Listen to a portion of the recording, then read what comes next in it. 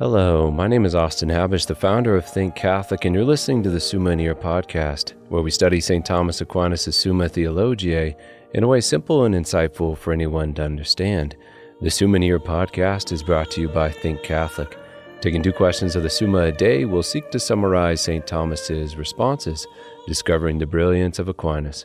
And his Catholic faith is day 169. So let's get started. We're covering today questions 102 and 103 of the Secunda Secundae, that is, of observance, considered in itself and of its parts, and of Dulia.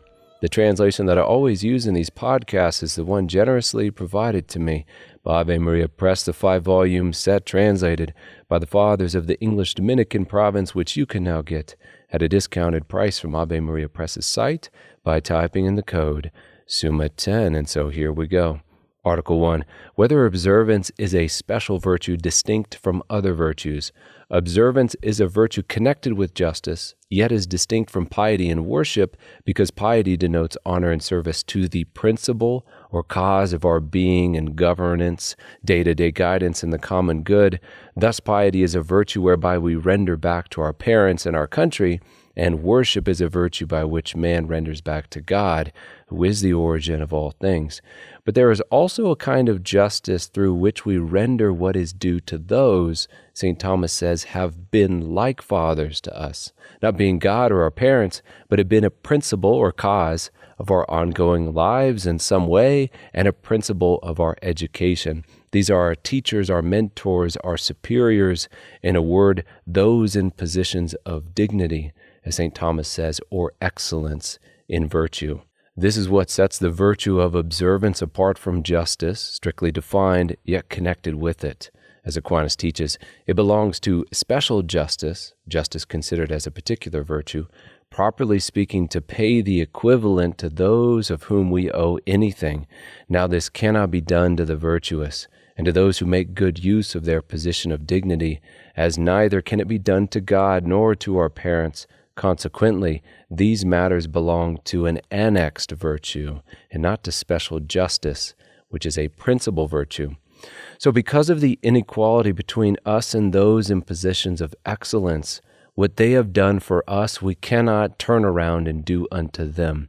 So rendering back to them will fall short of the strict definition of justice, and thus falls under a specific virtue we call observance. Article 2. Whether it belongs to observance to pay worship and honor to those who are in positions of dignity. The word being translated worship here is kultus, which can mean worship, but it can also mean reverence. And seeing as we've already talked about how latria, or worship, is due to God alone, I will translate kultus to reverence. Moving forward. Reverence and service is due to those in positions of dignity, whether that be of the secular or religious kind, due to first, their governance over us. They are our superiors in their respective purviews, as well as secondly, just based on the dignity and importance attached to this position which they hold in the church or in society. Therefore, it does belong to observance to pay reverence and honor to those in positions of dignity. Article 3, whether observance is a greater virtue than piety. A very important further distinction is made in this article between observance and piety, which I will quote St. Thomas regarding, and then we can answer our article. He writes, something may be paid to persons in positions of dignity in 2 ways. First, in relation to the common good, as when one serves them in the administration of the affairs of the state. This no longer belongs to observance, but to piety, which pays worship or reverence, not only to one's father, but also to one's fatherland. Secondly, that which is paid to persons in positions of dignity refers specifically to their personal usefulness or renown, and this belongs properly to observance as distinct from piety. If we honor and serve the governor as an extension of our reverence for our country, this is piety. But if we revere him as an individual who is individually a dignitary, a person of excellence, this pertains to observance. Then responding to our article, piety is a greater virtue than observance because its object is greater. The origin of our life and governance, our parents and our country, and we owe them a greater debt as well to our parents and to our country than individuals of excellence and virtue. And with that, we move on to question 103 of Dulia. Article 1, whether honor denotes something corporeal. Is honor something only done in the heart, something spiritual, or does it denote something external, done in word and deed towards the person of excellence? And Aquinas begins his response by invoking the authority of St. Jerome, who wrote in his exposition of 1 Timothy chapter 5, verse 3, "Honor widows that are widows indeed, and let the priests that rule well be esteemed worthy of double honor." He then concludes, honor here stands either for almsgiving or for remuneration. And looking at the context surrounding 1 Timothy chapter 5, this understanding of honor makes sense. For later in that chapter, it will talk about supporting these widows financially. And then more generally speaking, it's difficult to understand what it would mean to esteem a priest with double honor if honor isn't in some way connected to something that can be counted and thereby doubled, like almsgiving or other deeds related to honoring. St. Thomas then defines honor here as witnessing to a person's excellence. And in order to bear witness to a person's excellence, there is required an exterior manifestation of what we know in the heart concerning their excellence, so that our opinion might be witnessed by others. Therefore, by implying praise or gifts or acts of deference, honor does denote something corporeal. In Aquinas' words, as regards men, one cannot bear witness, save by means of signs, either by words, as when one proclaims another's excellence by word of mouth, or by deeds, for instance, by bowing, saluting, and so forth, or by external things, as by offering gifts, erecting statues, and the like. Accordingly, honor consists of signs, external and corporeal. Article 2, whether honor is properly due to those who are above us. Yes, because again, honor is, as we defined in our last article, a witnessing to another's excellence, which is because the honored is superior to us in some way, or superior to many or to most in some way. And even one who is not superior to us civilly or in their particular office in society or the church, even if they're just more virtuous than us, this excellence could justly merit our honor towards them.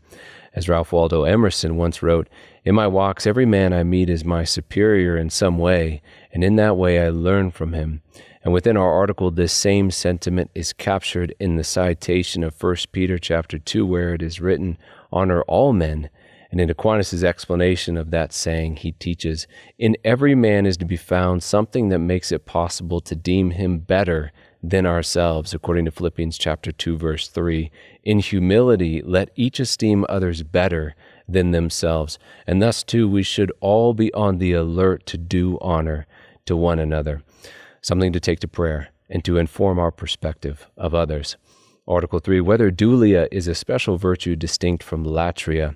There are two Greek words indicating two kinds of honor. The honor due to a dignified creature, which is called dulia, from the Greek word for servant, and then latria, which means service, specifically service to God, which is the term for honor reserved for God alone. St. Thomas, then responding to our article, writes, "Dulia, which pays due service to a human lord, is a distinct virtue from latria, which pays due service to the lordship of God. It is, moreover, a species of observance, because by observance we honor all those who excel in dignity, while dulia, properly speaking, is the reverence of servants for their master, dulia being the Greek for servitude." Article 4 in our last article, whether dulia has various species. Are there different kinds of honor to creatures? And there is no essential difference among dulia. We only distinguish the honor due to creatures, dulia, as distinct from the honor due to God, latria, and that's basically it. However, it's worth noting that we do regularly in the church designate a specific word for the honor due to the Mother of God because of her surpassing dignity amongst creatures, being the chosen vessel through whom the Word became incarnate. And that word is hyperdulia. But that aside, Aquinas answers our article with the following brief words. Dulia is convided with latria, but latria is not divided into different species, neither therefore is dulia. And that is all for another brief episode. We have just finished covering questions 102 and 103 of the secundae, that is, of observance considered in itself, and of its parts, and of dulia. My name is Austin Habish with Think Catholic, and I cannot wait to see you tomorrow.